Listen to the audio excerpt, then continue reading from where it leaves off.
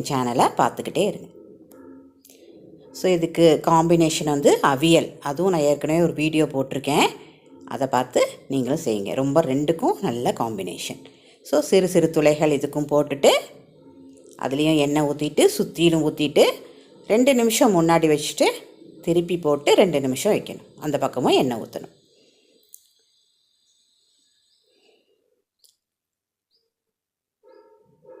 So 2 நிமிஷம் ஆயிடுச்சு.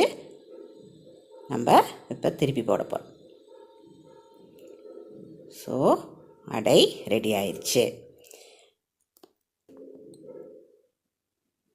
So நான் வேறு ஒரு தட்டில் இதை வச்சு டிஸ்ப்ளே பண்ணி காட்டுறேன்.